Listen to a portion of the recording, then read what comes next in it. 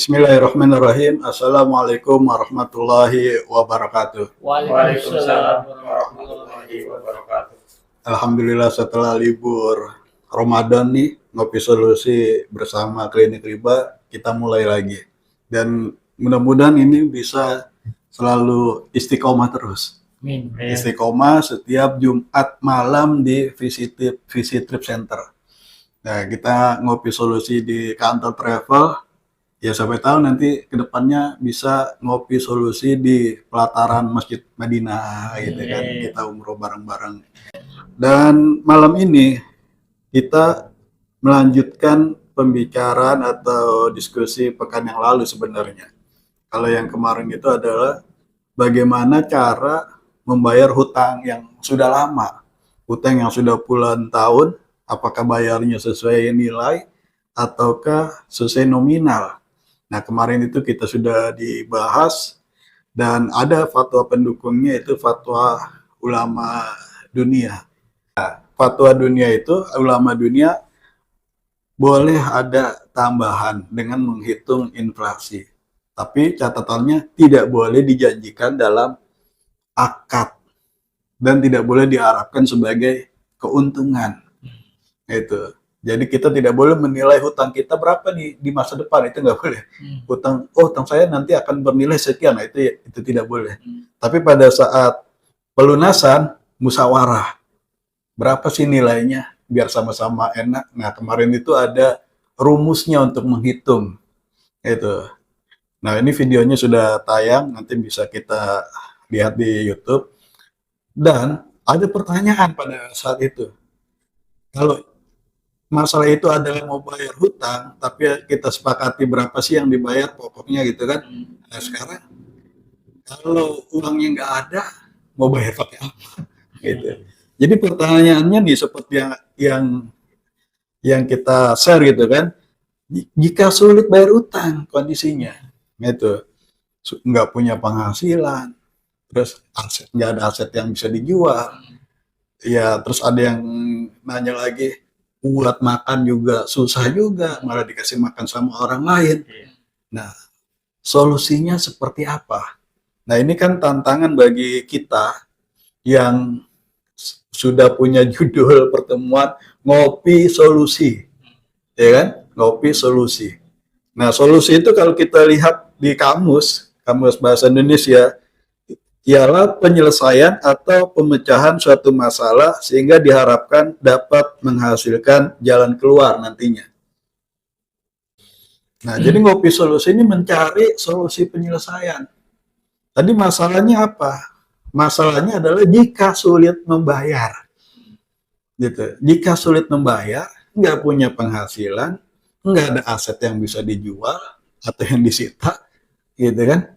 Kemudian yang nggak ada uang, bagaimana solusinya? Gitu. Nah ini harus ada solusinya memang. Nah ini saya renung-renungkan. Nah kemana mencari jalan keluar? Ini kan bulan April nih. Orang banyak kenal dengan jargonnya atau slogannya Kartini. Habis gelap, terbitlah terang. Ya kan? Orang yang nggak bisa bayar utang kan gelap. Benar nggak Pak? Gelap. Gelap dia. Kayak apa ya? Ya bingung sana sini gitu kan. Bahkan saya pernah kenal dengan seorang ibu di Depok, benar-benar gelap dia, nggak bisa bayar listrik, nggak punya token. Jadi udah gelap secara mental, gelap secara fisik juga gitu. Tapi dia cerita ada yang dia lakukan nih, nanti kita bahas. Dan akhirnya terang, habis gelap, terbitlah terang. Nah ini di YouTube saya video testimoni dia. Sampai sekarang masih viral Pak, masih udah puluhan ribu gitu. Judulnya ketika tidak ada solusi, apa yang dilakukan oleh ibu ini gitu kan. Itu akhirnya utang yang 480 juta, kabar terakhir dikirim kabar bulan Desember atau November tahun 2023, tinggal 80 juta, 400 sudah terbayar, nggak sampai jual rumah. Dia punya rumah gak laku-laku dijual gitu. Terus caranya gimana? Nah nanti ada itu. Nah habis gelap terbitlah terang, kalau bahasa Al-Qurannya itu minazulumati ilan nur. Kalau kita lihat di Al-Baqarah ayat 257, Allahu waliyulladzina amanu. Allah pelindung orang-orang yang beriman. Ini memang bahasanya harus bahasa iman nih Pak. Karena masalah riba ini kan dengan orang beriman, disuruh bertakwa. Supaya bisa meninggalkan riba dan mendapatkan solusinya. Tapi kalau memang nggak iman, ya susah juga ini. Ya kan? Masalahnya masalah mental soalnya. Solusi dunianya udah mentok. Penghasilan nggak ada, aset nggak ada. Berarti kan solusi dunia udah apa? Nggak bisa dihamparkan lagi kan? Berarti satu-satunya jalan adalah solusi langit nih. Gitu. Iman. Kembali lagi. Mau nggak mau, tobat, ya iman. Allah waliyulladzina amanu. Allah pelindung orang yang beriman. Yukhrijuhum, mengeluarkan mereka minazulumat, dari kondisi gelap, ilan nur, kepada kondisi terang, dari masalah kepada solusi. Kalau kita lihat Al-Quran lain, innama al-usri isra, bersama kesulitan ada kemudahan, dari kesulitan kepada kemudahan. Minazulumat ilan nur, kan nyambung tuh, itu kan tuh. Dan kebalikannya, waladina kafaru awliya'uhumut tagut, dan orang-orang kafir yang nggak iman, pelindung-pelindung mereka adalah setan. Kan orang yang makan riba itu seperti kerasukan setan, Pak. Jadi mentalnya memang dikendalikan oleh setan. Jadi pelindung, pengatur, pengendali mereka adalah setan, gitu. Yukhrijuhum minan nuri ila zulumat, mengeluarkan dari kondisi terang kepada gelap, semakin terperosok semakin dalam. Bukan kondisi nol lagi Pak, minus. Dari lubang tutup lubang, akhirnya jeblos gitu kan. Karena dari terang kepada gelap. Yamhaqul riba, Allah musnahkan riba tuh sampai dia habis, kalau memang kondisinya tidak keluar dari lingkaran setan itu. Mereka adalah penghuni neraka, mereka kekal di dalamnya. Karena memang mereka sendiri nggak mau keluar. Nah sekarang bagaimana caranya nih kita supaya minazulumati hilang, habis gelap terbitlah terang. Nah tadi kan Allah, bagaimana sih cara Allah mengeluarkan hambanya dari gelap kepada terang Pak? Dari tidak ada solusi menjadi ada solusi, dari kesulitan menjadi kemudahan. Nah caranya nih kita baca di Ibrahim ayat 1, Alif Lam Ra. Kitabun anzalnahu ilaika. Ini adalah kitab yang kami turunkan kepadamu, ya kepada Muhammad waktu itu, dan sekarang kepada kita yang kita baca ini kan. Litukhrijan nasa, agar engkau mengeluarkan manusia. Minazulumati ilan nur, dari gelap menuju terang. Jadi dengan cara apa Allah mengeluarkan manusia dari gelap menuju terang? Dengan cara diturunkannya Al-Quran. Gitu. Jadi solusinya ya Al-Quran. Gitu. Dan ternyata ibu itu yang saya ceritakan itu, terus yang dia lakukan, dia nggak berani ketemu orang, apalagi negosiasi dengan bank. Gitu. Begitu ada motor berhenti, dia dicemas, ya kan? Nggak berani, mentalnya jatuh. Terus apa yang dia lakukan? Baca Al-Quran aja, Pak. Gitu. Baca Al-Quran terus. Nah Al-Quran ini kalau kita nggak ngerti artinya, itu ada sifat juga, ada obat juga. Mentalnya dikuatkan, gitu. Sampai akhirnya dia kuat mental, berani ketemu orang, gitu. Kemudian setelah berani ketemu orang, berani datang ke bank, ketemu sama pimpinan bank. Terus apa kata pimpinan bank? Udah nggak usah dipikirin dulu masalah utang. Jadi kan gitu. Ibu usaha aja dulu. Nah di video ini nanti bisa dicek. Ibu usaha aja dulu. Kalau perlu nih saya pinjemin uang. Uang pribadi, bukan uang bank. Buat modal usaha. Tapi ibu ini yang sudah tobat, yang sudah bangkit. Nggak mau, saya nggak mau utang lagi. Itu. Dia udah komitmen tidak mau utang lagi. Nah akhirnya kabar yang dia kirim 400 juta sudah terbayar. tinggal 80. Apa sekarang udah lunas apa belum? Nanti saya tanya lagi. Masih WA saya terus. Kalau saya lihat orangnya, dia kayaknya nggak paham artinya Al-Quran, gitu kan? Tapi dia baca aja terus. Nah, kalau kita lihat Kartini waktu itu bertanya ke gurunya, Mbak Soleh Darat, apa sih artinya Al-Quran? Tolong terjemahkan. Nah, Kartini ingin mengetahui arti Al-Quran. Lalu diterjemahkanlah. Tapi karena waktu itu zaman company, supaya company nggak tahu, dia terjemahkan pakai Arapegon, pakai bahasa Jawa tapi aksaranya Arab, gitu kan? Kan ada tuh di Betawi juga Arab Melayu kalau kita sebutnya kan. Tuh, orang company nggak tahu gitu kan. Nah, Kartini udah lebih cerdas, dia baca Al-Quran dan mencari tahu artinya. Minaz zulumati ilan nur. Jadi kesimpulan pertama, ngerti nggak ngerti, solusinya Al-Quran Pak. Baca, karena di situ ada obat untuk penguatan mental. Lalu Al-Quran itu selain sifat juga ada hudan, ada petunjuk. Petunjuk itu ada solusi yang harus diikuti.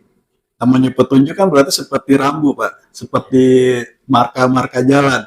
30 meter lagi, berapa kilo lagi rest area ya kan? Misalnya rest area 2 kilo lagi kan kita mulai merapat ke kiri nih. Nggak mungkin nunggu sampai 500 meter kita masih di kanan, nggak kena itu. 2 kilo lagi udah merapat, ya kan? 500 meter lagi udah di bahu jalan tuh biasanya kan. Jadi petunjuk dari marka, mengikuti petunjuk, mengikuti marka jalan. Nah, Al-Quran sebagai hudan, kan di Ramadan kita sering dengar tuh, Syahrul Ramadan alladzi unzila fil Qur'an hudan linnas. Al-Quran itu adalah petunjuk. Al-Quran itu adalah rambu-rambu. Berarti solusinya apa? Al-Quran memberikan rambu-rambunya, Pak. Berarti tugas kita adalah membaca rambu dan mengikuti rambunya. Masa gitu solusinya? Ya, ini iman apa kufur? Nah, itu dia tadi awalnya. Kayak orang-orang yang beriman, bahasanya bahasa iman. Nah, kemudian kita lanjut lagi. Nah, jadi kesimpulannya, kalau mau habis gelap terbitlah matilah nur, ke Al-Quran. Kalau ke orang, misalnya digali lubang tutup lubang, semakin memperlebar masalah. Lama-lama, lingkaran orang yang percaya sama kita lama-lama habis, Pak. Ketemu si Anu, pinjam duit. Ya kan? Ketemu si Anu, pinjam duit. Nanti lama-lama, ada dia pinjam duit lagi, gitu kan? Nggak selesai-selesai. Kemudian, ada nggak orang yang mau ngajakin bisnis dengan orang yang selalu pinjam duit? Kayaknya orang udah ragu juga, gitu kan? Kalau dia gali lubang tutup lubang. Dan karena fokusnya adalah cari pinjaman buat bayar utang, ya kan makannya bagaimana?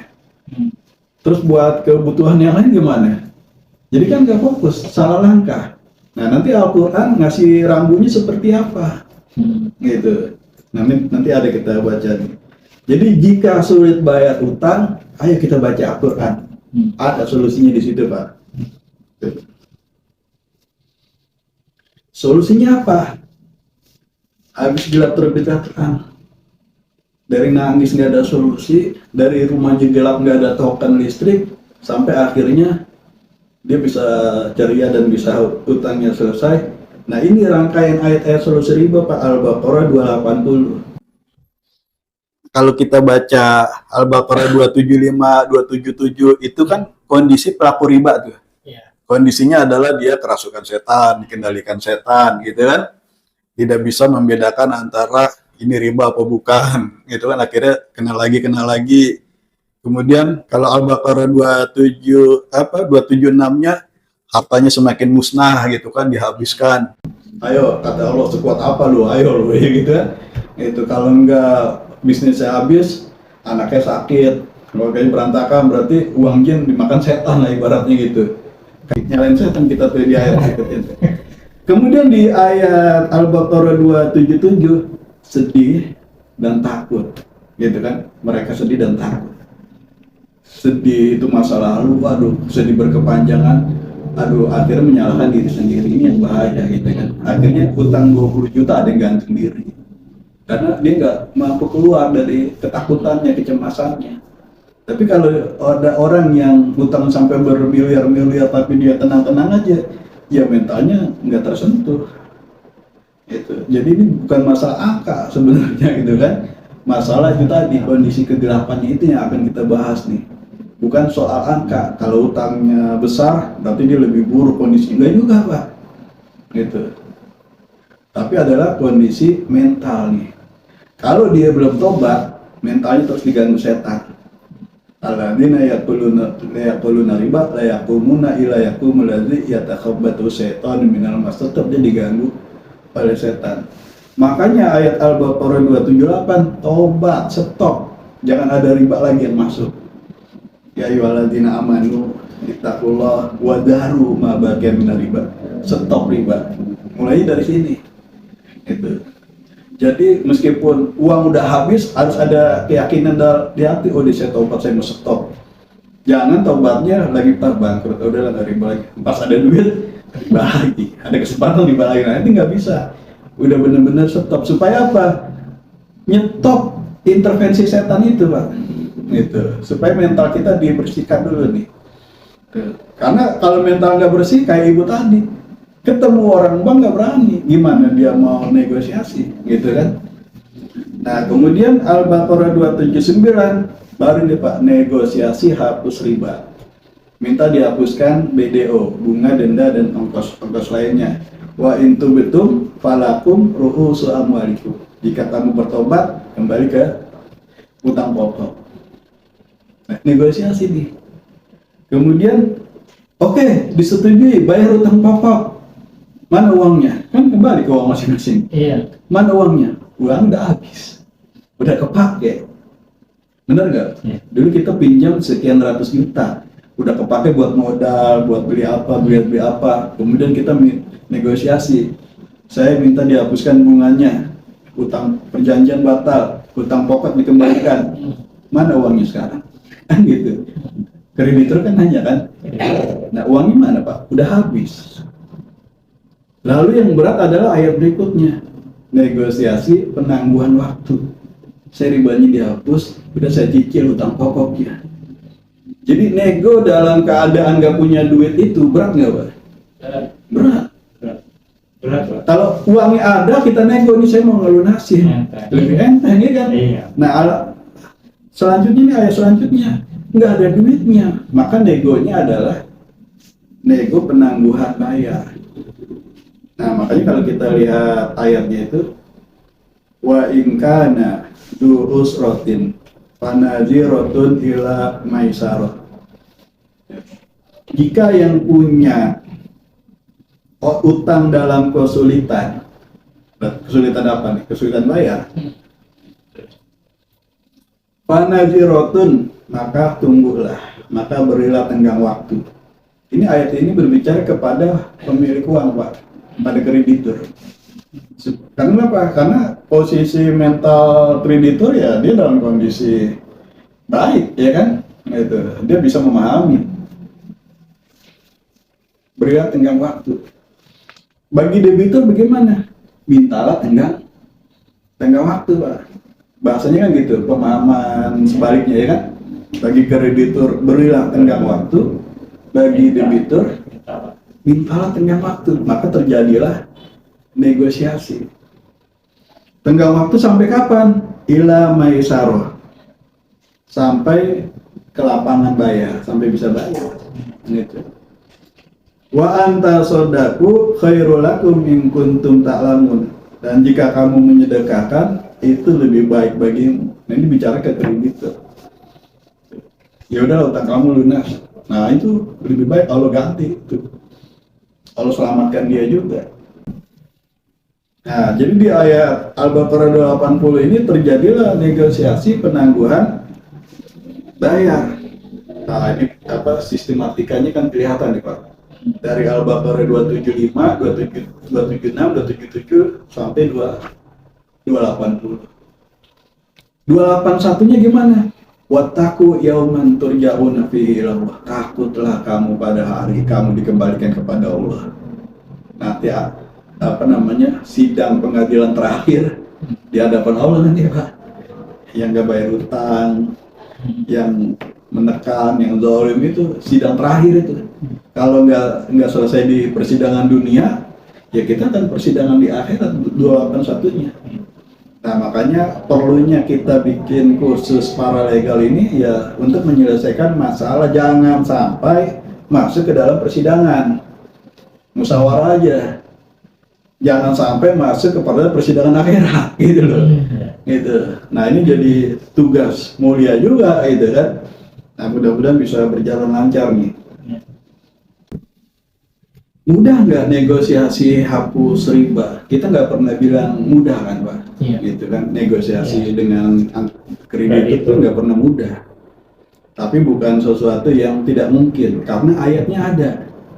Gitu. Kalau nggak mungkin kita ayo datang ke MUI minta dicoret aja nih ayatnya.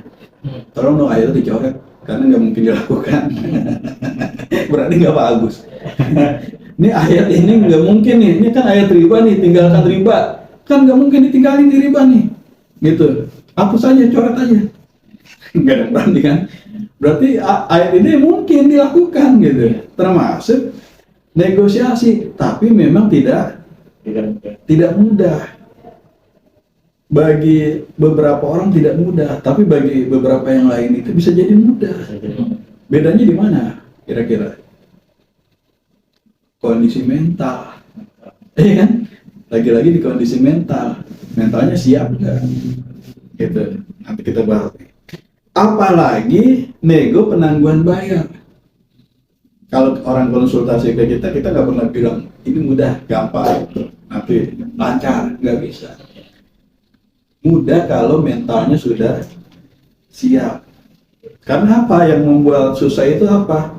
Ya dadanya sesak Pak. Mentalnya masih down. Negosiasi itu kan menjelaskan kronologinya, ya kan? Kan kalau datang ke klinik riba kan selalu diminta, coba jelasin kronologinya. Waktu itu ada yang datang, ngomong aja susah Pak. Matanya udah berkaca-kaca, mau cerita, udah susah gitu. Nah, gimana dia mau negosiasi? Menjelaskan sebab musababnya kenapa nggak mampu bayar itu, bagaimana dia nggak bisa? Kenapa? Dadanya sesak, lidahnya keluh. Itu tidak bisa komunikasi, bahkan mungkin takut ketemu orang gitu. Nah sekarang solusinya gimana? Nah berarti kan kita sudah dapat nih, kalau dalam rute penyelesaian riba atasnya lunas, di bawah lunas itu adalah negosiasi, ya kan? Di bawah negosiasi itu persiapan dokumen, di bawah persiapan dokumen itu tenang, kondisi mental. Karena hanya orang yang sudah tenang dia bisa menyiapkan bahan-bahan negosiasinya, benar nggak? Kalau dia nggak tenang, gimana dia bisa menyiapkan? Nah, di bawah tenang itu tobat. Nah, sekarang pertanyaannya, gimana supaya bisa tenang, supaya mentalnya bisa kembali kuat? Kalau mentalnya udah kuat, ngomongnya juga jadi lancar.